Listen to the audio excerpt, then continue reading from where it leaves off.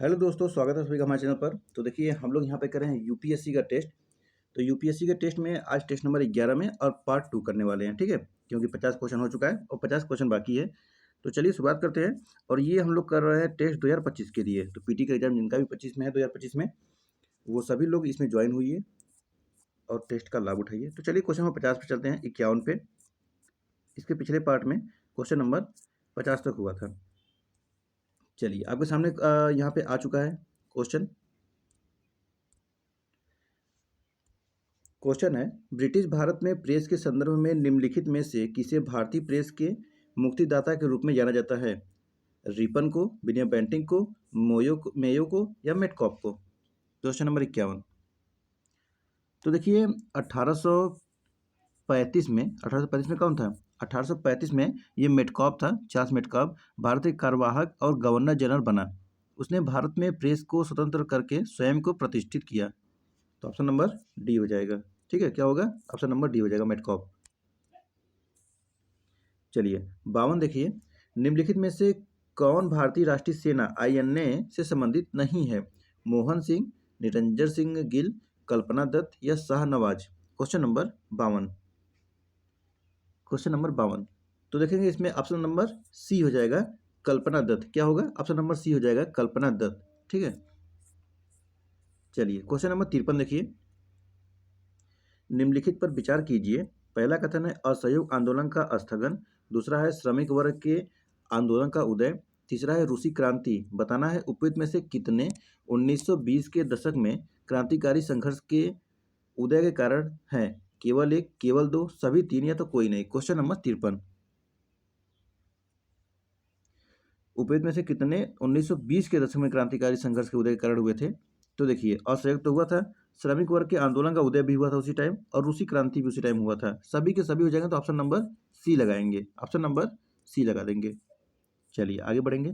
Question number 54। आप लोग भी कमेंट बॉक्स पे आंसर देते रहिए। आधुनिक भारतीय इतिहास संदर्भ में निम्नलिखित कथनों पर विचार कीजिए। तीन कथन दिए गए हैं। पहला है पूसा में कृषि अनुसंधान संस्थान की स्थापना। दूसरा है कलकत्ता कॉरपोरेशन एक्ट को लागू करना। तीसरा है विश्वविद्यालय आयोग का गठन। उपर्युक्त में से कितने कदम ये कर्जन द्वारा उठाए गए थे? केवल एक, केवल दो, सभी तीन है तो कोई भी नहीं? Question number 54। क्वेश्चन नंबर 54 का आंसर करेंगे। तो देखिए, ये पूसा में कृषि अनुसंधान संस्थान की स्थापना किया गया था। कलकत्ता कॉरपोरेशन एक्ट को लागू करना, ये भी किया गया था। विश्वविद्यालय आयोग का गठन, तो ये भी किया गया था। ऑप्शन नंबर सी लगा देंगे। इसमें तीनों के तीनों करेक्ट है, यानी कि ऑल करेक्ट है इसमें है। ठीक है, तीनों के तीनों करेक्ट है, ऑप्शन नंबर सी हो जाएगा। ठीक है, ऑप्शन नंबर सी लगाएंगे। चलिए 55 नंबर देखेंगे। समाचार पत्र है और नेता है। बताना है कितने सम्मिलित इसमें है। Question number 55।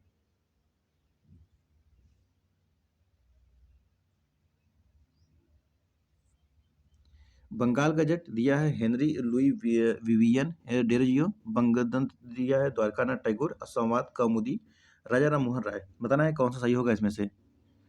देखिए, बंगाल गजट जो है ये 1780 में कलकत्ता में हुआ था। ठीक है, 1780 में कलकत्ता में हुआ था ये बंगाल गजट। और ये कौन स्टार्ट किया था? ये जेम्स जेम्स ऑगस्ट हिक्की ने इसको किया था। ठीक है, वही बंगदत्त। तो बंगदत्त ये हो जाएगा। बंगदत्त कब हुआ था? 1800, ये हुआ था 1822 में। ये भी कलकत्ता में हुआ था। ये द्वारकानाथ टैगोर, जो कि ये सही है। वही संवाद कौमुदी। तो संवाद कौमुदी देखेंगे, ये हुआ था 1821-22 में। कब हुआ था? 1821-22 में हुआ था। और इसका शुरुआत राजा राम मोहन राय ने किया था। तो इसमें यानी कि दूसरा तीसरा सही है, दूसरा सही है। पहला कथन गलत है। पहला क्यों गलत है? तो देखिए, इसका शुरुआत ये स्टार्ट किए थे जेम्स ऑगस्टस हिक्की ने, न कि हेनरी लुई विलियम ने। हेनरी लुई विलियम का देखिए पत्रिका क्या था? इंडिया गजट था। बंगाल गजट नहीं, इंडिया गजट था इनका, जो कि 1787 में शुरू हुआ था। कब हुआ था? 1787 में। कलकत्ता में इनका भी हुआ था, लेकिन इनका हुआ था इंडिया गजट। ये बंगाल गजट किसका हो जाएगा? तो ये हो जाएगा हिक्की का। याद रखेंगे, हिक्की नाम। ओके, तो ऑप्शन नंबर क्या लगाएंगे इसमें? दो सही है तो ऑप्शन नंबर बी लगाएंगे। चलिए क्वेश्चन नंबर 56। अब इसे बताना है कि सहायक संधि के संदर्भ में कौन सा कथन सही नहीं है। तो रियासतों को अपने क्षेत्रों में तैनात ब्रिटिश सैनिकों के रखरखाव के लिए भुगतान करना आवश्यक था। दूसरा है, इस संधि के तहत रियासतों को अपनी सेनाएं भंग करनी पड़ती थी। तीसरा है, इसके तहत अंग्रेजों को संधि स्वीकार करने वाली रियासतों के आंतरिक मामलों पर नियंत्रण प्राप्त हो गया। और चौथा है, हैदराबाद का निजाम सहायक संधि पर हस्ताक्षर करने वाला पहला शासक था। कौन सा कथन इसमें गलत है? मतलब 3 कथन सही है, कौन सा गलत है ये बताना है।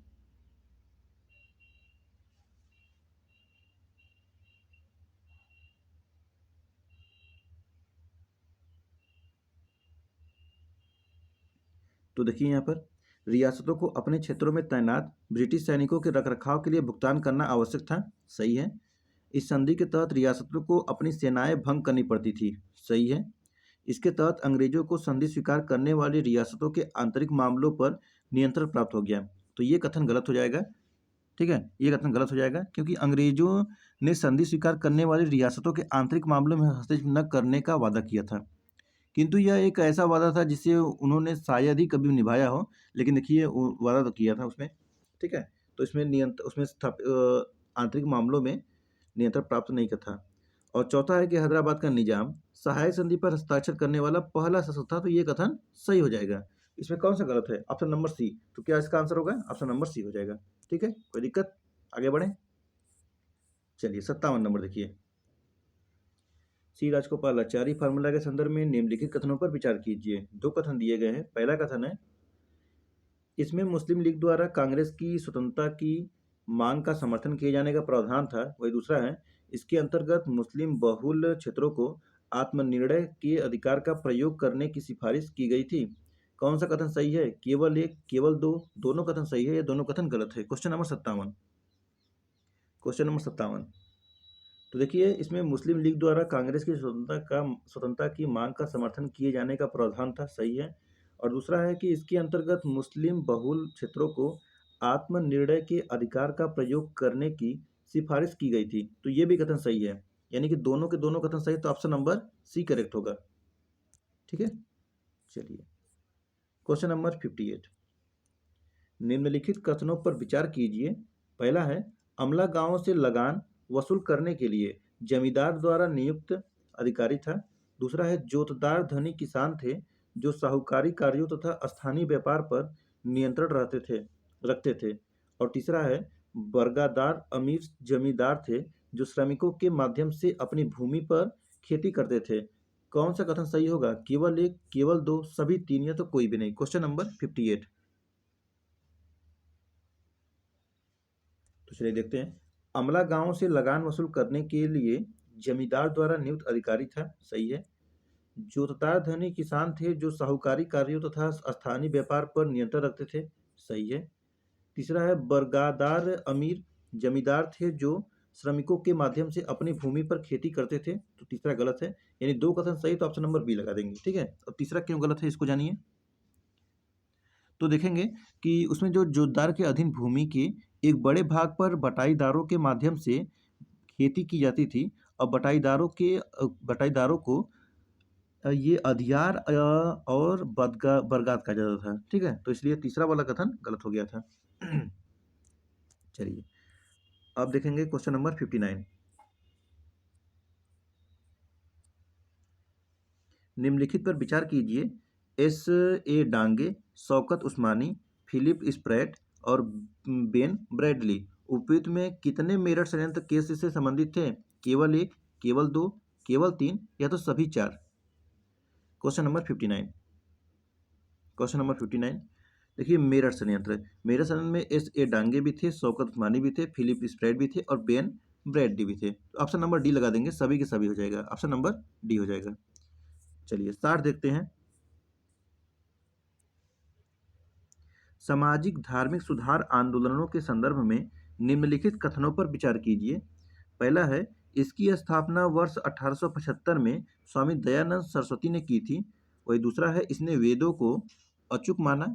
और तीसरा है, इसने छुआछूत का विरोध किया तथा सामाजिक समानता की वकालत की। और चौथा है, इसके कुछ अनुयायियों ने पश्चिमी शिक्षा प्रदान करने के लिए देश में स्कूलों और कॉलेजों की एक श्रृंखला शुरू की थी। तो बताना है कि उपयुक्त कथनों में से किन संगठन का सर्वोत्तम वर्णन किया गया है। अब यहाँ पे बताना है किसके बारे में किया गया है, परमहंस मंडली या प्रार्थना समाज, रामकृष्ण मिशन या आर्य समाज। ये जो ऊपर बताया गया था ना, इसको बताना है किसके बारे में बताया गया था। ये इतने जो बताए गए हैं किसके बारे में बताया गया है। दयानंद सरस्वती ने इसकी स्थापना किया था, तो ये स्थापना किया था किसका, आर्य समाज ने किया था। ऑप्शन नंबर डी हो जाएगा, आर्य समाज का। ठीक है, एक ही से आंसर आपको पूरा मिल गया, ऑप्शन नंबर डी हो जाएगा। चलिए 61 देखते हैं।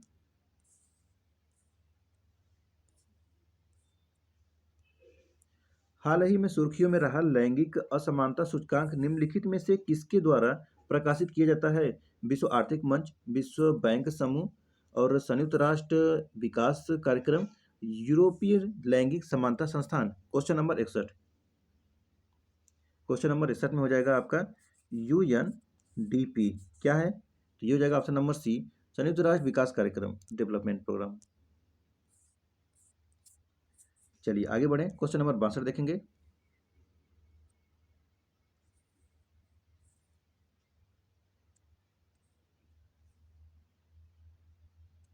देखिए अब यहाँ पर है कि हाल ही में सुर्खियों में रही याउडे घोषणा के संदर्भ में निम्नलिखित में से कौन सा कथन सही है। यहाँ पे दिया है, इस घोषणा के संयुक्त राष्ट्र को एक प्राथमिक बहुपक्षीय संगठन के रूप में मजबूत करने हेतु गुट-निरपेक्ष शिखर सम्मेलन में तृतीय विश्व के देशों द्वारा अपनाया गया था।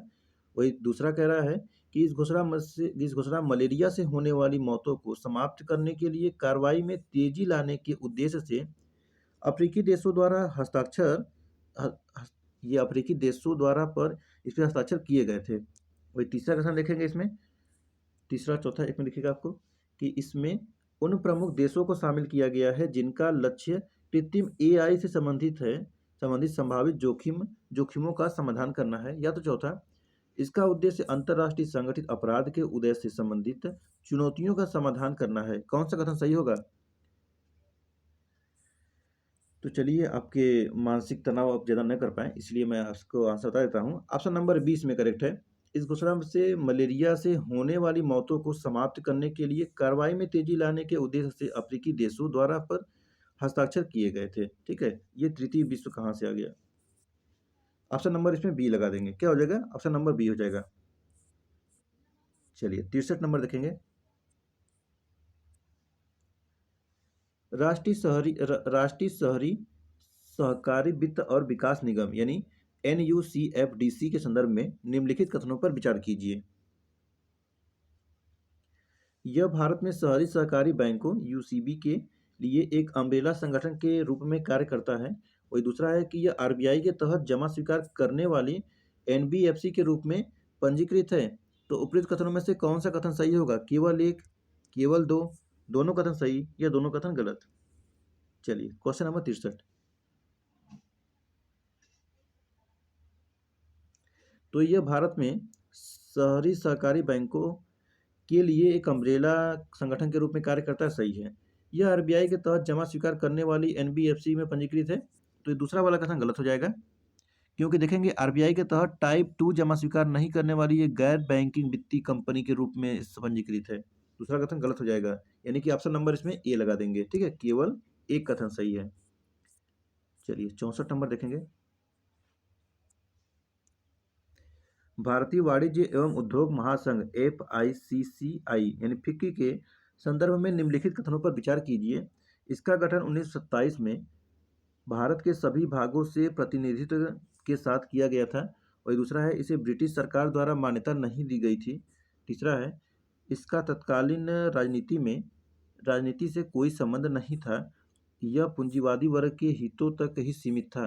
उपर्युक्त कथनों में से कितने सही हैं? केवल एक, केवल दो, सभी तीन या तो कोई भी नहीं? क्वेश्चन नंबर 64, क्वेश्चन नंबर 64,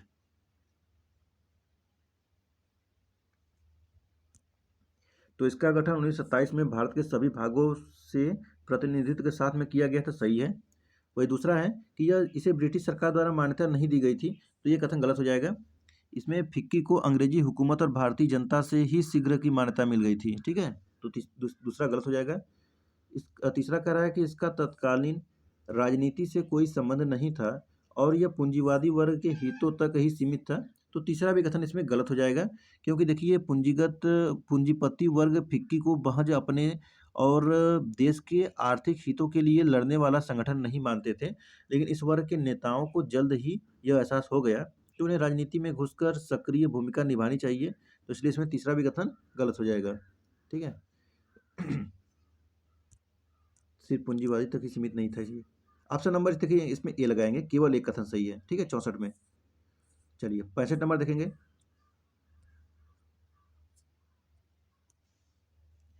निम्नलिखित युग्मों में विचार कीजिए, आंदोलन अभियान और क्षेत्र है। चौकीदारी कर विरोधी अभियान बिहार, वन कानूनों का उल्लंघन महाराष्ट्र, कर न दो लगान न दो अभियान ये उत्तर प्रदेश। कितने युग्म सुमेलित हैं इसमें से? कितने युग्म सुमेलित हैं? तो देखिए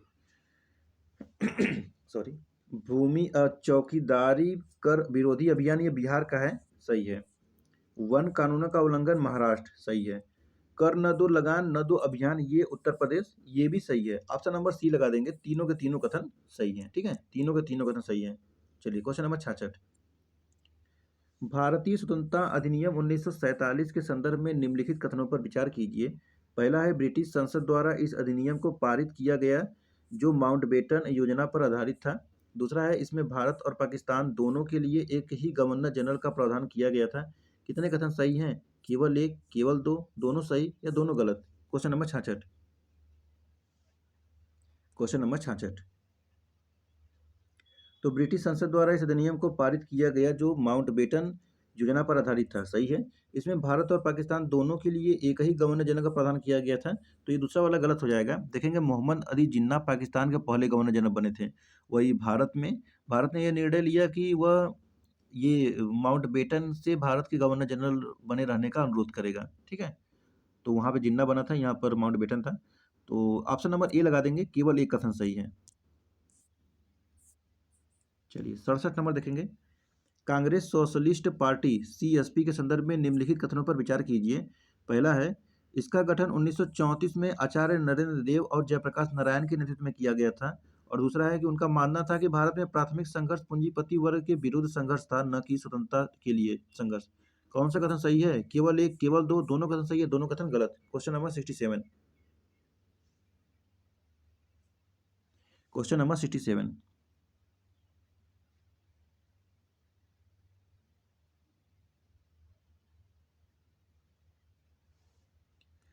तो देखिए, इसका गठन 1934 में आचार्य नरेंद्र देव और जयप्रकाश नारायण के नेतृत्व में किया गया था, ये सही है।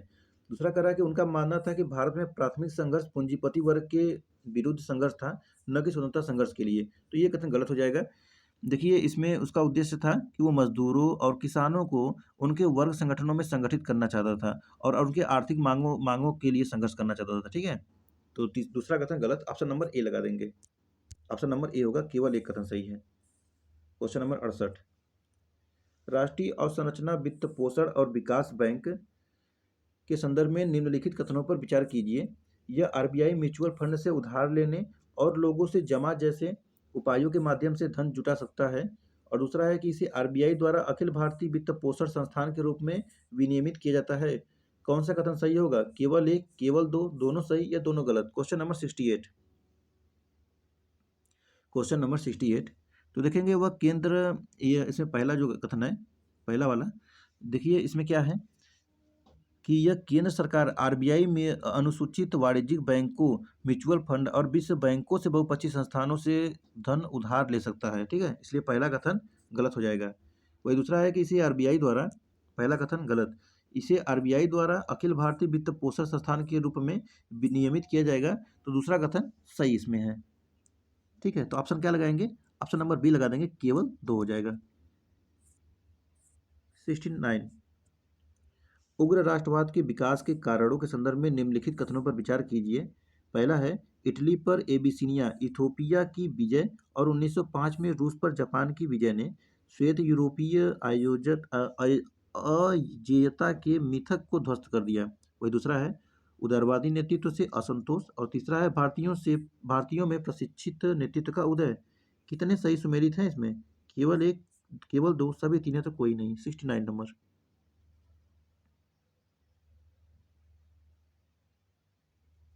69। इसमें पहला भी सही है, दूसरा भी सही है और तीसरा भी सही है। ऑप्शन नंबर सी लगाएंगे, तीनों के तीनों कथन सही हैं। ठीक है, सभी तीन। 70 नंबर क्वेश्चन, निम्नलिखित राजनीतिक संगठनों को उनके गठन के कालानुक्रमिक क्रम में व्यवस्थित कीजिए। East India association, Bombay presidency association, British Indian association और इंडियन लीग। नीचे दिए गए कूट का प्रयोग करिए, सही उत्तर का चयन करिए। क्वेश्चन नंबर 70 का आंसर करेंगे। Question number 70,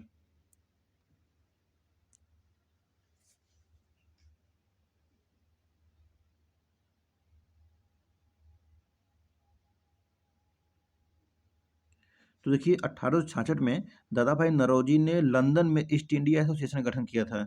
east India association कब किया था? 1866 में। किसने किया था? दादा भाई नौरोजी ने। वही 1875 में शिशिर कुमार घोष ने इंडियन लीग की स्थापना की। इंडियन लीग की कब हुआ था ये? तो ये हुआ था 1875 में। वही देखेंगे 1885 में बॉम्बे प्रेसिडेंसी एसोसिएशन की गठन किया गया था। कब किया गया था बॉम्बे प्रेसिडेंसी एसोसिएशन का? 1885, जब उसका बना था ना कांग्रेस। वही ब्रिटिश इंडियन एसोसिएशन कब बना था? तो ये हुआ था 1851 में लैंड होल्डर सोसाइटी और बंगाल ब्रिटिश ईस्ट इंडिया और ब्रिटिश इंडिया सोसाइटी का आपस में विलय भी हो गया था और नई संस्था ब्रिटिश इंडिया एसोसिएशन का गठन हुआ। कब? 1851।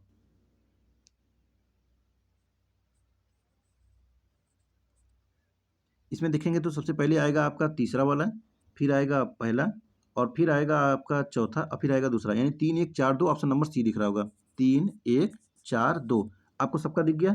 East India association 1866, Bombay presidency association 1885, British India association 1851 और इंडियन लीग 1875। ठीक है, चले आगे। चलिए क्वेश्चन नंबर 71, ब्रिटिश भारत के संदर्भ में 19वीं शताब्दी के दौरान संचार नेटवर्क के संबंध में निम्नलिखित कथनों पर विचार कीजिए। पहला है, वर्ष 1853 में कलकत्ता और आगरा के बीच टेलीग्राफ लाइन की शुरुआत हुई। और दूसरा है, लॉर्ड वेलेजली ने डाक टिकट व्यवस्था की शुरुआत की। उपयुक्त कथनों में से कौन सा कथन सही है? केवल एक, केवल दो, दोनों सही या दोनों गलत? Question number 71। क्वेश्चन नंबर 71, तो देखिए 1853 में कलकत्ता और आगरा के बीच टेलीग्राफ लाइन की शुरुआत की गई थी, सही है, जब रेल का शुरुआत किया गया था तभी। लेकिन इसमें दूसरा कथन गलत है, ये वेलेजली ने डाक टिकट व्यवस्था शुरुआत की थी, ये कथन गलत हो जाएगा। क्योंकि देखिए आधुनिक डाक की व्यवस्था आवश्यकता को महसूस करते हुए डलहौजी में शुरू हुआ था। 1852 में डाक टिकटों की शुरुआत हुआ था, प्रस्ताव लाया गया था डलहौजी के समय में। ऑप्शन नंबर ए लगाएंगे। केवल एक कथन सही है, केवल एक सही है।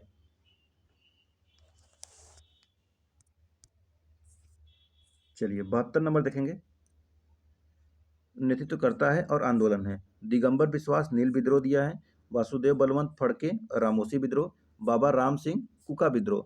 कितने सुमेलित हैं? केवल एक, केवल दो, सभी तीन है तो कोई नहीं। Question number 72। क्वेश्चन नंबर 72, तो देखेंगे दिगंबर विश्वास नील विद्रोह 1859-60 सही है। वही वासुदेव बलवंत फड़के रामोसी विद्रोह 1878 से 79, ये भी सही है। बाबा राम सिंह ये कुका विद्रोह 1872, तो ये भी सही है। ऑप्शन नंबर सी लगाएंगे। तीनों के तीनों कथन सही है, जिनका भी सी है उनका बिल्कुल सही आंसर है। और आगे बढ़ेंगे इसके साथ और देखेंगे next question. Question number 73, Bankim Chandra Chatterjee का प्रसिद्ध उपन्यास आनंद मठ का कथानक निम्नलिखित में से किस विद्रोह पर आधारित है? चुआर विद्रोह, कोली विद्रोह, पोलीगर विद्रोह या सन्यासी विद्रोह? बताइए।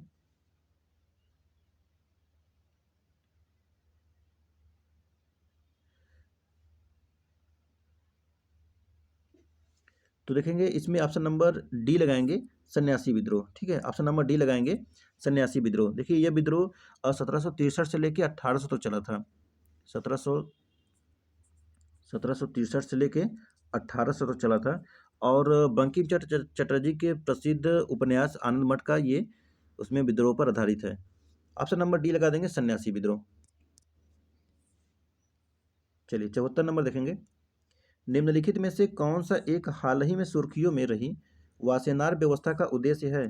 पहला है, इसका उद्देश्य सामूहिक विनाश के हथियार ले जाने में सक्षम मिसाइलों और मानव रहित हवाई वाहन यूएवी के प्रसार को सीमित करना है।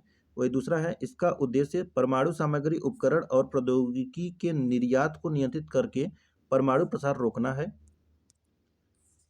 और तीसरा है, इसका उद्देश्य पारंपरिक हथियारों और दोहरे उपयोग वाली वस्तुओं और प्रौद्योगिकियों के हस्तांतरण में सूचना के आदान प्रदान के साथ उत्तरदायित्व को बढ़ाना है।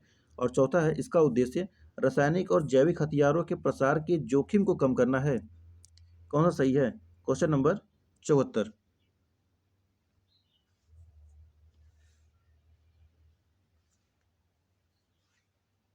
तो ज़्यादा मानसिक तनाव न लीजिए। इसका ऑप्शन नंबर सी करेक्ट हो जाएगा। इसका उद्देश्य पारंपरिक हथियारों और दोहरे उपयोग वाली वस्तुओं और प्रौद्योगिकियों के हस्तांतरण में सूचना के आदान प्रदान के साथ उत्तरदायित्व को बढ़ाना है। बिल्कुल सही आपका आंसर है, ऑप्शन नंबर सी करेक्ट है। चलिए 75 नंबर देखिए। वंदे मातरम आंदोलन जो 1907 में स्वदेशी आंदोलन के संदर्भ में शुरू हुआ, निम्नलिखित में से किस आधुनिक राज्य में हुआ था? आंध्र प्रदेश, पश्चिम बंगाल, पंजाब, महाराष्ट्र।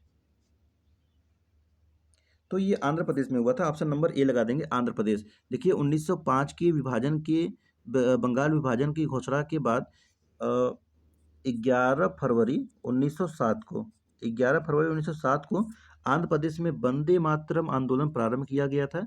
आंध्र प्रदेश के डेल्टाई क्षेत्र में स्वदेशी आंदोलन को वंदे मातरम आंदोलन के नाम से ही जाना जाता है।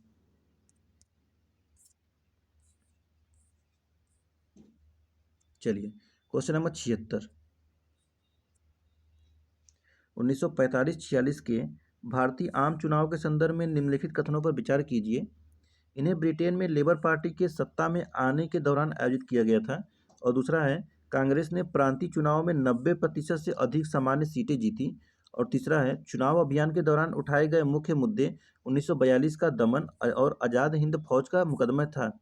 कितने कथन सही हैं? केवल एक, केवल दो, सभी तीन, या तो कोई भी नहीं। 76 नंबर। तो चलिए 1945-46 में भारतीय आम चुनाव के संदर्भ में, तो इन्हें ब्रिटेन में लेबर पार्टी के सत्ता में आने के दौरान आयोजित किया गया था। सही बात है। दूसरा है कि कांग्रेस ने प्रांतीय चुनाव में 90% से अधिक सामान्य सीटें जीती थी, तो उस समय तो कांग्रेस का प्रभुत्व था, तो दूसरा भी सही है। और तीसरा है कि चुनाव अभियान के दौरान उठाए गए मुख्य मुद्दे 1942 का दमन और आज़ाद हिंद फौज का मुकदमा था, तो तीसरा भी सही है। तो ऑप्शन नंबर सी लगा देंगे, सी लगाएंगे, सभी कथन सही है। चलिए 77 नंबर देखेंगे। Question number 77। East India company के शासन के अंतर्गत 19वीं शताब्दी के पूर्वार्ध के दौरान लॉटरी कमेटी की नियुक्ति की गई थी। ऑप्शन नंबर ए देखेंगे, अस्थायी बंदोबस्त के तहत भूमि की पुनः नीलामी करने के लिए। दूसरा है, अकाल से प्रभावित क्षेत्रों को राहत प्रदान करने के लिए। तीसरा है, स्थानीय व्यापारियों को व्यापार परमिट प्रदान करने के लिए। और चौथा है, नगर नियोजन में सुधार करने के लिए। कौन सा सही है? ईस्ट इंडिया कंपनी के शासन के अंतर्गत 19वीं शताब्दी के पूर्वार्ध के दौरान लॉटरी कमेटी की नियुक्ति की गई थी, तो यह है नगर नियोजन में सुधार करने के लिए। ऑप्शन नंबर डी करेक्ट हो जाएगा। 78। ब्रिटिश भारत में राजकोट रियासत के संदर्भ में राजकोट प्रजा प्रतिनिधि सभा के संबंध में निम्नलिखित कथनों पर विचार कीजिए। पहला है, इसका शुरुआत वर्ष 1923 में महात्मा गांधी ने किया था। और दूसरा है, यह सार्वभौमिक वयस्क मताधिकार के आधार पर निर्वाचित प्रतिनिधियों द्वारा गठित एक सभा थी। कौन सा सही होगा? केवल एक, केवल दो, दोनों सही या दोनों गलत। Question number 78। क्वेश्चन नंबर 78 तो देखेंगे, लाल जी इसमें लाखाजी राज ने वर्ष 1923 में राजकोट प्रजा प्रतिनिधि सभा का शुभारंभ कर सरकार में जन भागीदारी को प्रोत्साहित किया था, इसलिए पहला कथन गलत हो जाएगा, महात्मा गांधी ने नहीं किया था। दूसरा कथन इसमें सही है कि यह सार्वभौमिक वयस्क मताधिकार पर आधार पर निर्वाचित प्रतिनिधियों द्वारा गठित एक सभा थी। ऑप्शन नंबर बी लगाएंगे। चलिए 79। 1857 का विख्यात विद्रोह देश में प्रसारित नहीं हो सका था, इसके पीछे निहित प्रमुख कारण क्या था? ऑप्शन ए लगाएं, मतलब इसमें स्टेटमेंट है। पहला, आधुनिक शिक्षित भारतीयों ने विद्रोह का समर्थन नहीं किया था। दूसरा है, हिंदू और मुसलमानों के बीच सहयोग का अभाव था। तीसरा है, भारतीय शासकों और बड़े जमींदारों का अंग्रेजों को समर्थन। नीचे दिए गए कूट का प्रयोग करिए और ऑप्शन भी देख लीजिए इसमें, केवल एक, ऑप्शन बी एक और तीन, या तो 2 और 3, या तो 1, 2 और 3। Question number 79। तो आधुनिक शिक्षित भारतीयों ने विद्रोह का समर्थन नहीं किया था, सही है।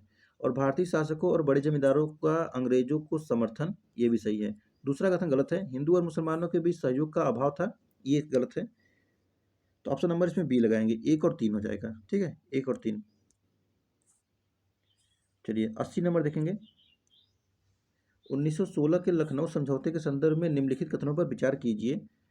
पहला है, इस समझौते ने मध्यम मार्गियों, उग्रपंथियों तथा मुस्लिम लीग को एक साथ ला दिया था। वही दूसरा है कि बाल गंगाधर तिलक और मदन मोहन मालवीय ने लखनऊ समझौते का समर्थन किया था। तो कितने कथन सही हैं? केवल 1, केवल 2, दोनों सही है, दोनों कथन गलत। इसमें याद रखिएगा, सही बताना है।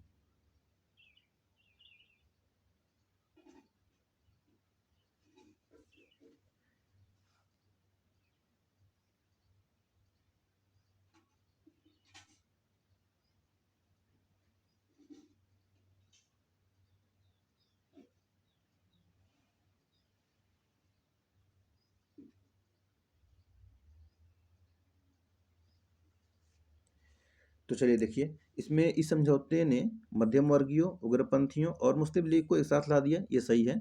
इसमें कह रहा है बाल गंगाधर तिलक और मदन मोहन मालवीय ने लखनऊ समझौते का समर्थन किया। तो मदन मोहन मालवीय ने किया था, लेकिन बाल गंगाधर तिलक ने नहीं किया था। तो आज इसमें दूसरा वाला गलत हो जाएगा। ऑप्शन नंबर ए लगा देंगे, केवल 1 सही होगा। 81। आधुनिक भारतीय इतिहास संदर्भ में मैडम HP बल्वाकासी और कर्नल MS ओलकॉट संबंधित हैं किससे? भारत के बाहर क्रांतिकारी संघर्ष से और 1920 के दशक में कम्युनिस्ट आंदोलन से, भारतीय राष्ट्रीय कांग्रेस के शुरुआती समर्थक या थियोसॉफिकल आंदोलन से? बताइए। ऑप्शन नंबर डी लगा देंगे, थियोसॉफिकल आंदोलन से। ठीक है, 1831 से 1891 के तहत ये हुआ। चलिए 82 नंबर देखेंगे। हाल ही में सुर्खियों में रहे केटामाइन के संदर्भ में निम्नलिखित कथनों पर विचार कीजिए।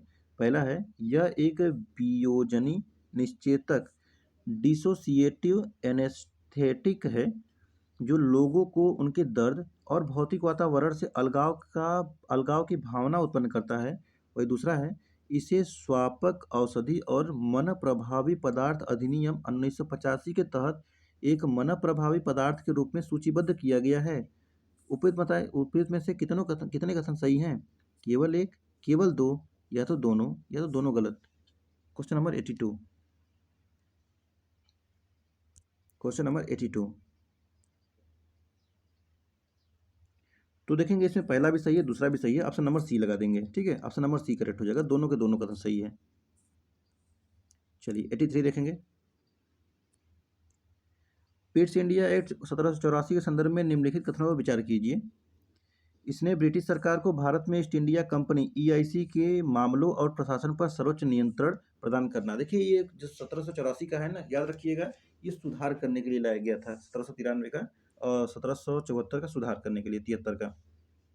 और दूसरा है, इसने EIC को भारत और चीन में अपना व्यापारिक एकाधिकार बनाए रखने की अनुमति प्रदान की।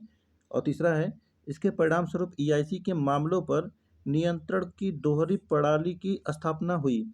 केवल 1, केवल 2, सभी तीन है तो कोई नहीं। कितने कथन सही है 83 में?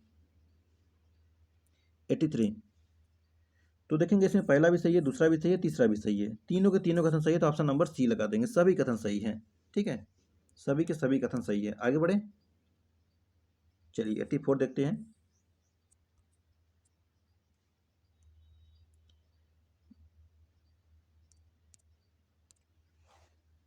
तो चलिए 84 नंबर देखेंगे। वुड डिस्पैच 1854 के संदर्भ में निम्नलिखित कथनों पर विचार कीजिए। पहला है, Wood dispatch governor general Lord Canning के कार्यकाल के दौरान जारी किया गया था। वही दूसरा है, इसने महिलाओं की शिक्षा और शिक्षक प्रशिक्षण स्कूलों की स्थापना को प्रोत्साहित किया। और तीसरा है कि पूरे भारत में शिक्षा के सभी स्तरों के लिए शिक्षा के माध्यम के रूप में अंग्रेजी भाषा के प्रयोग की सिफारिश की गई थी। उपयुक्त कथनों में से कितने कथन सही हैं? केवल 1, केवल 2, सभी तीन, या तो कोई भी नहीं। चलिए बताइए क्वेश्चन नंबर 84। क्वेश्चन नंबर 84 तो कह रहा है कि Wood dispatch governor general Lord Canning के कार्यकाल के दौरान ये जारी किया गया था। तो ये कथन गलत हो जाएगा। देखिए वुड डिस्पैच ये ईस्ट इंडिया कंपनी के प्रभारी सर चार्ल्स वुड द्वारा 1854 में जारी किया गया था। 1854 में कौन था? डलहौजी था ना। तो पहला कथन गलत। इसने महिलाओं की शिक्षा और शिक्षक प्रशिक्षण स्कूलों की स्थापना को प्रोत्साहित किया, दूसरा सही है। वही तीसरा है कि पूरे भारत में शिक्षा के सभी स्तरों के लिए शिक्षा के माध्यम के रूप में अंग्रेजी भाषा के प्रयोग की सिफारिश की गई थी। तो तीसरा कथन इसमें गलत हो जाएगा। और वुड्स ने प्राथमिक विद्यालयों में स्थानीय भाषाओं, माध्यमिक विद्यालयों में एंग्लो वर्नाकुलर भाषाओं तथा कॉलेजों के छात्रों के लिए अंग्रेजी भाषा के उपयोग की सिफारिश की थी। ठीक है, सभी के लिए सिफारिश इसमें अंग्रेजी भाषा के लिए नहीं है। तो 1 और 3 गलत है, 2 सही है, यानी कितने सही हुए? ऑप्शन नंबर ए लगा देंगे, केवल 1 सही है। चलिए 85 नंबर, स्वतंत्रता संग्राम के दौरान महिलाओं की भूमिका के संदर्भ में निम्नलिखित में से कौन भारत छोड़ो आंदोलन से संबंधित नहीं है? उषा मेहता, प्रतिलता बड्डेदार, अरुणा आसफ अली या सुचिता कृपलानी। 85 में देखिए ऑप्शन नंबर बी लगाइए, प्रीतिलता वड्डेदार। ठीक है, और बाकी उषा मेहता, अरुणा आसफ अली और सुचिता कृपलानी ये सभी लोग शामिल हैं, ये नहीं थे। चलिए 86 देखेंगे। पहले ये ऊपर इसको पढ़ना है, परिच्छेद किसके बारे में बताया जा रहा है। कह रहा है हाल ही में भारत के प्रधानमंत्री द्वारा इस आश्रम के पुनर्विकास योजना का उद्घाटन किया गया। 1915 में दक्षिण अफ्रीका से भारत आने के बाद महात्मा गांधी द्वारा स्थापित यह पहला आश्रम था। इसे सत्याग्रह आश्रम भी कहा जाता था, जो कि एक औपनिवेशिक शैली में निर्मित भवन है, जिसका अग्र भाग सफेद रंग का सफेद रंग से रंगा हुआ है। तो इसमें क्या हो जाएगा 86 में? देखिए यहाँ पर साबरमती आश्रम, कोचरब आश्रम, सेवाग्राम आश्रम या फिनिक्स आश्रम। आप सभी लोग ऑप्शन नंबर ए लगा रहे होंगे, साबरमती आश्रम, जो कि गलत है। इसमें लगाएंगे ऑप्शन नंबर बी, कोचरब आश्रम, ऑप्शन नंबर बी हो जाएगा। ठीक है,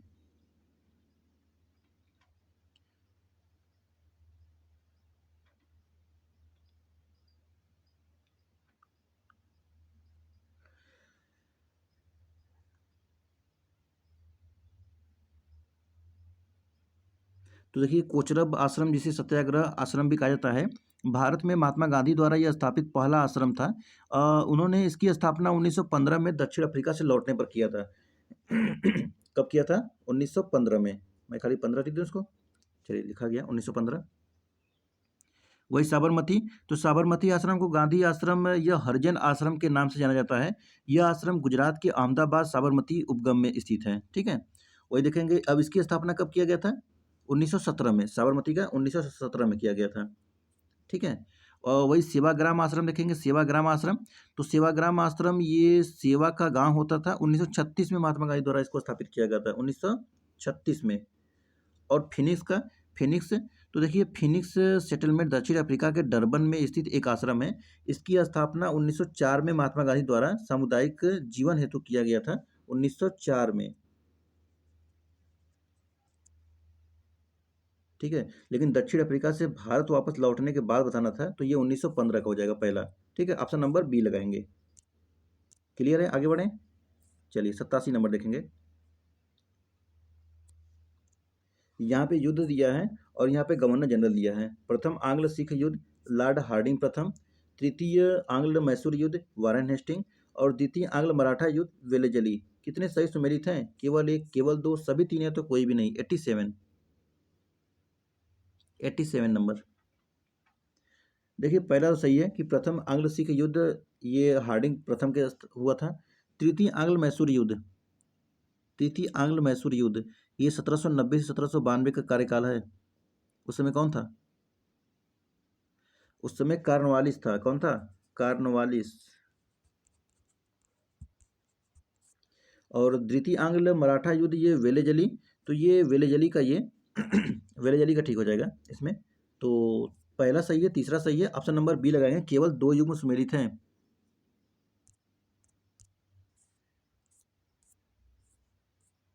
88 नंबर, निम्नलिखित पर विचार कीजिए।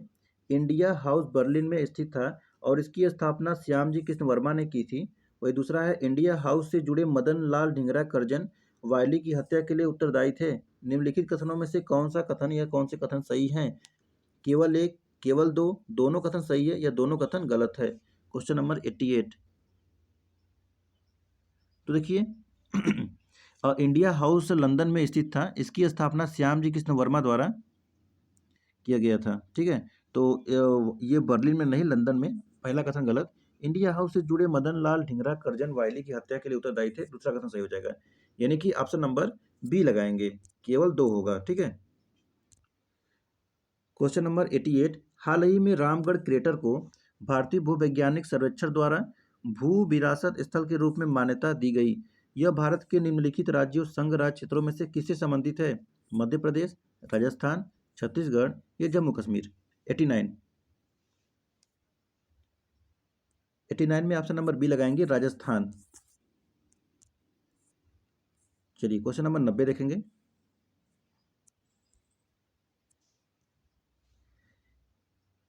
इंडियन एसोसिएशन या इंडियन एसोसिएशन या इंडियन नेशनल एसोसिएशन के संदर्भ में निम्नलिखित कथनों पर विचार कीजिए।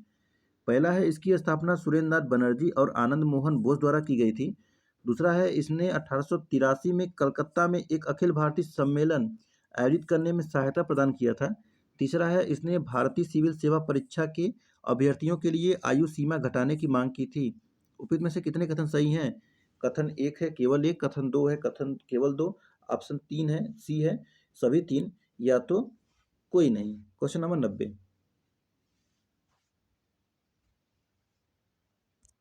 चलिए देखिए, इसकी स्थापना सुरेंद्र नाथ बनर्जी और आनंद मोहन बोस द्वारा की गई थी, सही है। 1883 में कलकत्ता में अखिल भारतीय सम्मेलन का आयोजन किया गया था, दूसरा भी सही है। तीसरा है, इसने भारतीय सिविल सेवा परीक्षाओं में परीक्षा के अभ्यर्थियों के लिए सीमा आयु घटाने की मांग की थी। तीसरा कथन इसमें गलत हो जाएगा, क्योंकि इसने 1877 में भारतीय सिविल सेवा परीक्षा के अभ्यर्थियों के लिए आयु सीमा घटाए जाने के विरोध में विरोध किया था। तो कब किया था? 1877 में। तो इसमें नहीं हुआ था ना, 1883 का ये तो हुआ था। तो लगाएंगे इसमें क्या? ऑप्शन नंबर बी लगाएंगे, केवल 2 कथन सही हैं। ठीक है, चलिए 91 नंबर। 91 में है, आधुनिक भारतीय इतिहास के संदर्भ में लाल कुर्ती थे। लाल कुर्ती क्या था? संयुक्त प्रांत कट्टरपंथी समाजवादी कार्यकर्ता या ताशकंद में भारतीय कम्युनिस्ट पार्टी के कार्यकर्ता, उत्तर पश्चिमी सीमांत प्रांत में सविनय अवज्ञा आंदोलन के अहिंसक प्रतिभागी, या तो सुभाष चंद्र बोस के नेतृत्व में भारतीय राष्ट्रीय सेना के सदस्य। मुझे लगता है कि इनके बारे में सभी लोग जानते होंगे, लाल कुर्ती सेना। देखिए, पश्तून स्वतंत्रता सेनानी खान अब्दुल गफ्फार खान ने उत्तर पश्चिम सीमांत प्रांत में खुदाई खिदमतदार नामक एक स्वदेशी संगठन का गठन किया था। इसे लाल कुर्ती नाम से जाना जाता है। अब्दुल गफ्फार खान को ही फ्रंटियर गांधी के नाम से भी जाना जाता है। ऑप्शन नंबर सी लगा देंगे इसमें, सीमांत गांधी भी कहते हैं। 92, क्वेश्चन नंबर 92 है, बॉम्बे प्लान के संदर्भ में निम्नलिखित कथनों पर विचार कीजिए। पहला है, इसका प्रारूप भारतीय राष्ट्रीय कांग्रेस द्वारा तैयार किया गया था। और दूसरा है, इसने आंशिक राष्ट्रीयकरण, भूमि सुधार और श्रमिक कल्याण योजनाओं की मांग की। उपयुक्त कथनों में से कौन सा सही है? केवल एक, केवल दो, दोनों सही है, दोनों गलत? 92, तो कह रहा है कि इसका प्रारूप भारतीय राष्ट्रीय कांग्रेस द्वारा तैयार किया गया था, ये कथन गलत है। क्यों? तो सुधार ने इसी दृष्टिकोण का साथ 1942 में पूंजीपतियों द्वारा गठित युद्धोत्तर आर्थिक विकास समिति को कार्य करना था, जिससे अंततः बॉम्बे प्लान का प्रारूप तैयार किया गया था। कांग्रेस का नहीं, बल्कि बॉम्बे प्लान का किया गया था। वही दूसरा है कि इसने आंशिक राष्ट्रीयकरण, भूमि सुधार और श्रमिक कल्याण योजनाओं की मांग की थी, तो दूसरा सही है, यानी ऑप्शन बी लगा देंगे कि केवल दूसरा कथन सही है, केवल 2 होगा। चलिए 93 number, question number 93, India tax परियोजना को भारत टैक्स 2024 के भाग के रूप में शुरू किया गया था। यह किससे संबंध है? किससे संबंधित है ये? संधारणी और चक्रीय वस्त्र मूल्य श्रृंखला में तेजी लाने से, या तो निर्बाध और आसान कर संबंधी अनुपालनों से, कृषिगत वस्तुओं के निर्यात से, या तो चौथा रक्षा क्षेत्रक में स्वदेशी प्रौद्योगिकियों के उत्पादन से। 93।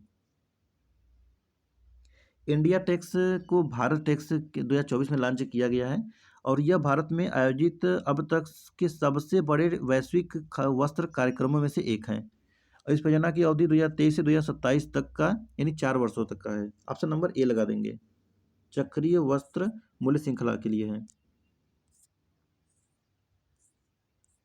चलिए 94।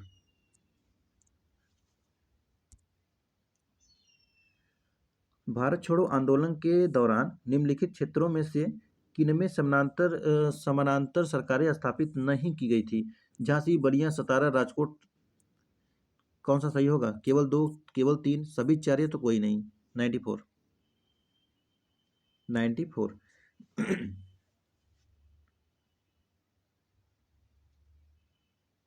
देखिए सबको पता है कि ये बलिया, बागी बलिया बोलते हैं ना इसको, 1942 में ही अपने को स्वतंत्र कर लिया था। तो महाराष्ट्र का सतारा हो जाएगा, ये महाराष्ट्र का सतारा हो जाएगा, ठीक है। और बंगाल के मिदनापुर जिले के तामलुक और सनित प्रांत के पूर्वी भाग में स्थित बलिया, यहाँ पर समानांतर सरकारें थीं, ठीक है। तो झांसी और राजकोट को हटा देंगे, यानी कि ऑप्शन नंबर इसमें देखिए, ये पहला नहीं रहेगा और चौथा नहीं रहेगा, ठीक है। तो यानी कि ऑप्शन नंबर ए लगा देंगे, केवल 2 इसमें हो जाएगा। चलिए आगे बढ़ेंगे। 95 नंबर, सर्वाइकल कैंसर के संदर्भ में निम्नलिखित कथनों पर विचार कीजिए। पहला है, इसका मुख्य कारण कम जोखिम वाले ह्यूमन पैपिलोमा वायरस HPV का अस्थायी संक्रमण है। वही दूसरा है, सर्वाइवैक भारत में सर्वाइकल कैंसर का प्रथम स्वदेशी टीका है। कौन सा सही है? केवल 1, केवल 2, दोनों सही है, दोनों गलत। 95।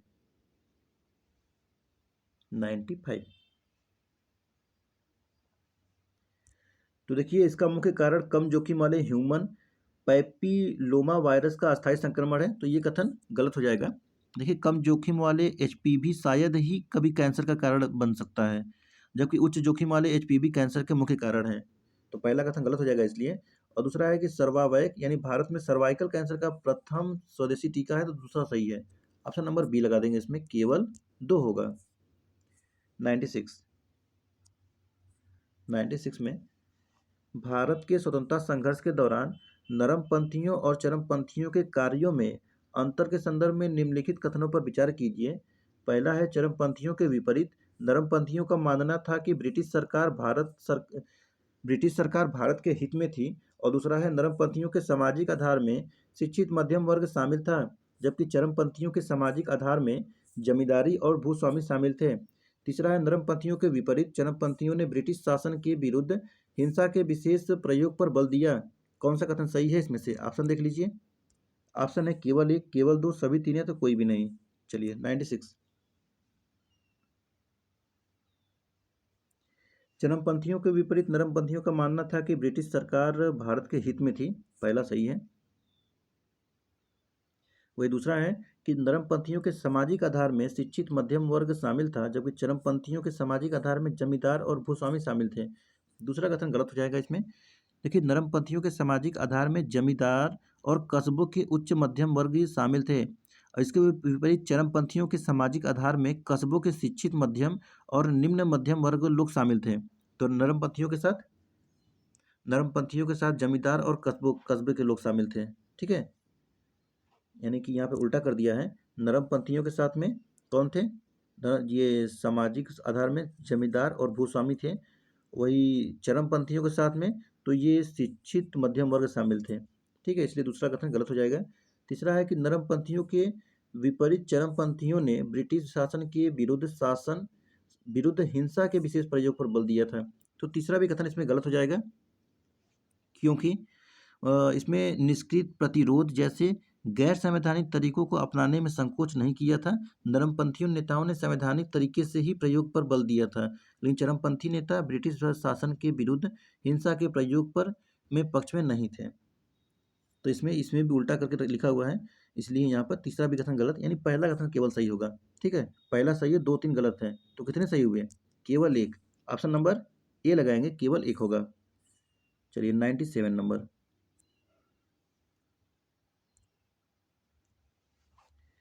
प्रवर्तन निदेशालय यानी ईडी एक बहुविषयक संगठन है जो हाल ही में सुर्खियों में था।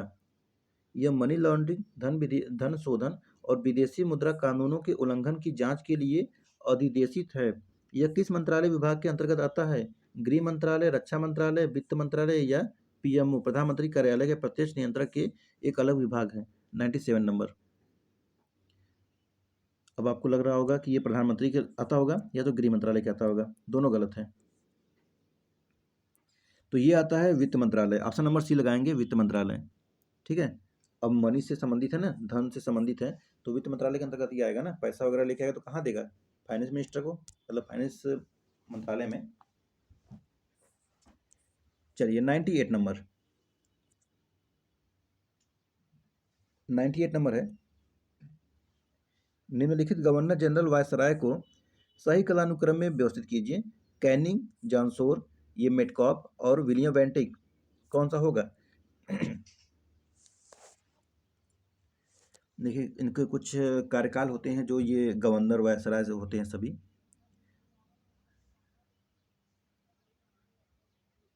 जॉनसोर कब था?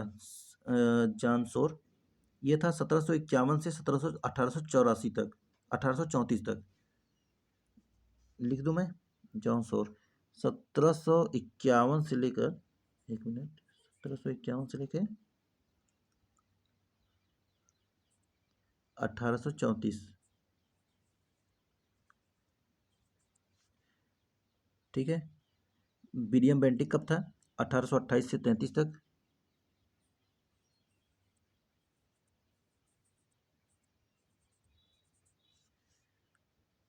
मेटकाप तो ये है 1835 से लेके 36 तक। 1835 से 21 साल था ये, 36 तक। इसीलिए तो वो पत्र के लिए इसको जनक बोला जाता है। और ये कैनिंग, कैनिंग का कार्यकाल क्या था? तो ये था 56 से 58 तक। डलहौजी के बाद ये इसी कार्यकाल आया था ना, तो 1856 से 58 तक। यही पहला वायसराय भी है। चलिए 98। अब कौन सा लग रहा है आपको? सबसे पहले क्या आएगा? सबसे पहले आएगा 1751 का। उसके बाद क्या आएगा? उसके बाद आएगा 1751 के बाद 1828 का। उसके बाद 1835 का, और तब 1856 का। यानी कुल मिलाकर 2 4 3 1, 2 4 3 1, 2 4 3 1 ऑप्शन नंबर डी में है। ठीक है, ऑप्शन नंबर डी में है। क्लियर है? सभी का डेट पता चल गया। चलिए आगे बढ़ें। 99।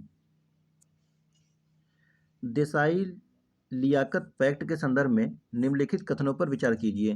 पहला है, इसमें केंद्रीय विधानमंडल में कांग्रेस और मुस्लिम लीग द्वारा समान संख्या में लोगों को नाम निर्दिष्ट किए जाने का प्रस्ताव किया गया था।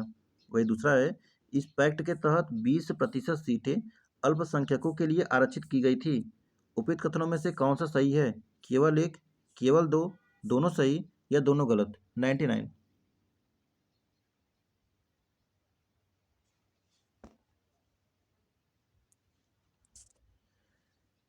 99 नंबर। तो देखिए, इसमें दोनों के दोनों सही है, यानी कि इसमें केंद्रीय विधानमंडल में कांग्रेस और मुस्लिम लीग द्वारा समान संख्या में लोगों को नाम निर्दिष्ट किए जाने का प्रस्ताव किया गया था। और दूसरा है कि इस पैक्ट के तहत 20% सीटें अल्पसंख्यकों के लिए आरक्षित की गई थी। दोनों के दोनों कथन सही है। ऑप्शन नंबर सी लगा देंगे। आज का ये लास्ट क्वेश्चन 100 नंबर इस टेस्ट का भी। ऑल इंडिया फॉरवर्ड ब्लॉक के संदर्भ में निम्नलिखित कथनों पर विचार कीजिए। ऑल इंडिया फॉरवर्ड ब्लॉक, इसका गठन चितरंजन दास ने किया था और स्वतंत्रता से पहले भारतीय राष्ट्रीय कांग्रेस के भीतर एक गुट था। कौन सा सही है? तो आप सभी को पता होगा कि हरिपुरा अधिवेशन में जब फरवरी 1938 में गुजरात के हरिपुरा में कांग्रेस का अधिवेशन चल रहा था, उस समय सुभाष चंद्र बोस को सर्वसम्मति से अध्यक्ष चुन लिया गया था। किसका? कांग्रेस का। और वही अधिवेशन में एक प्रस्ताव भी पारित किया गया कि कांग्रेस उन लोगों का नैतिक समर्थन करेगा जो रियासतों में शासन के विरुद्ध आंदोलन कर रहे हैं। वही त्रिपुरा अधिवेशन में जनवरी 1939 में सुभाष चंद्र बोस ने कांग्रेस के अध्यक्ष के पद से उम्मीदवार बनने का फैसला किया और गांधी जी बोस के उम्मीदवार से खुश नहीं थे उस टाइम और उन्होंने कहा था कि मैं सीतारमैया को वो खड़ा उसमें अध्यक्ष के रूप में देखते हैं और उनकी हार अपनी हार मानते थे वो। तो सुभाष चंद्र बोस ने 1377 के मुकाबले 1580 मतों से चुनाव जीत लिया और उन्हें कांग्रेस के सोशलिस्ट पार्टी के कम्युनिस्टों का पूर्ण समर्थन मिला। त्रिपुरी अधिवेशन के दौरान बोस बीमार भी थे, फिर भी उन्होंने इसमें भाग लिया और अपने अदिति भाषण में यह भविष्यवाणी की कि यूरोप साम्राज्यवाद युद्ध होने वाला है। वही वे स्वतंत्रता के राष्ट्रीय मांग को पूरा करने के लिए ब्रिटेन को 6 माह का अल्टीमेटम देने के पक्ष में थे और दूसरी ओर गांधी जी का यह मानना था कि यह ऐसे अल्टीमेटम एक उचित समय नहीं है क्योंकि न तो कांग्रेस और न ही जनता अभी संघर्ष के लिए तैयार थी। इन परिस्थितियों में बोस पर इस्तीफा देने के अलावा विकल्प नहीं था और उन्होंने अप्रैल 1939 में कब 1939 में ही अध्यक्ष पद से इस्तीफा दे दिया था। कौन से अध्यक्ष पद से? कांग्रेस के। और ऑल इंडिया फॉरवर्ड ब्लॉक, तो इसमें बोस में और उनके अनुयायियों कांग्रेस के भीतर एक नई पार्टी के रूप में फॉरवर्ड ब्लॉक की स्थापना का मतलब इसमें गठन किया था। तो इसमें समझ में आया अब इसमें कि यानी कि इसका गठन सुभाष चंद्र बोस ने किया था। सुभाष चंद्र बोस ने किया था पहला गठन, यानी कि दूसरा पहला गलत हो जाएगा और दूसरा इसमें सही हो जाएगा। स्वतंत्रता से पहले यह भारतीय राष्ट्रीय कांग्रेस के भीतर एक गुट था। ऑप्शन नंबर इसमें बी लगा देंगे, केवल दूसरा होगा। ठीक है। बोस और अनुयायियों के कांग्रेस के भीतर एक नई पार्टी के रूप में फॉरवर्ड ब्लॉक की स्थापना की जो कि एक गुट के रूप में काम करता था। तो चलिए इसी साथ में देखेंगे ये यूपीएससी का ये टेस्ट नंबर 11 था जो कि समाप्त हो चुका है। अब बहुत ही जल्द इसका नेक्स्ट वीडियो लेकर आ जाएगा जो कि टेस्ट नंबर 12 रहेगा। देखिए बहुत सारे टेस्ट कराए गए हैं और अपने 2025 में अगर आपको एग्जाम देना है तो इतने सारे टेस्ट कर डालिए जो कि आपके एग्जाम के लिए बहुत ही ठीक हो और आप उसमें बहुत बेहतर प्रदर्शन कर पाएँ। ठीक है। तो चलिए इसी साथ इसको हम लोग समाप्त करेंगे। तो देखिए जितने भी बच्चे हैं इसमें एग्ज़ाम देना चाह रहे हैं पर 2025 में, वो देखिए एग्ज़ाम में अच्छा करने के लिए पहले पढ़ाई की अच्छे से योजना बनाएँ और सभी विषयों के लिए समय बाँटें। रोज़ाना रिवीजन करिए ताकि चीज़ें जो है लंबे समय तक याद रहें। स्मार्ट स्टडी पर ध्यान दीजिए, जैसे महत्वपूर्ण टॉपिक्स पर फोकस करिए, डायग्राम बनाइए, शॉर्टकट कुछ इस्तेमाल करिए उसमें। डेली देखिए टेस्ट करिए, प्रैक्टिस करते रहेंगे तो इसके लिए और ही अच्छा रहेगा जो कि हम लोग डेली टेस्ट करा ही रहे हैं। और एग्ज़ाम में समय का प्रबंधन भी आपके लिए ऐसे हो सकेगा और पढ़ाई के बीच में छोटे-छोटे ब्रेक भी लीजिए और ध्यान और योग भी करें ताकि दिमाग आपका तरोताज़ा रहे। खुद पर विश्वास रखें, सकारात्मक सोचें और मेहनत से पढ़ाई करें। किसी भी शंका को तुरंत पूछें और डाउट्स भी क्लियर करें। तो जो भी आपको शंका कोई भी डाउट्स अगर हो तो वीडियो के अंत में कमेंट बॉक्स में आप उसको पूछ सकते हैं। चलिए इसी के साथ में हम इसको समाप्त करते हैं और बहुत जल्द ही इसका फिर नेक्स्ट टेस्ट लेके आया जाएगा और आप लोग लगातार टेस्ट करिए। टेस्ट करने से आपके एग्ज़ाम के लिए ही आपको फ़ायदा रहेगा ताकि आप एग्ज़ाम में अच्छा प्रदर्शन और अपने समय का अच्छा प्रबंधन कर सकें। चलिए फिर मिलते हैं नेक्स्ट वीडियो में। आप सभी का बहुत-बहुत धन्यवाद। जय हिंद, जय भारत।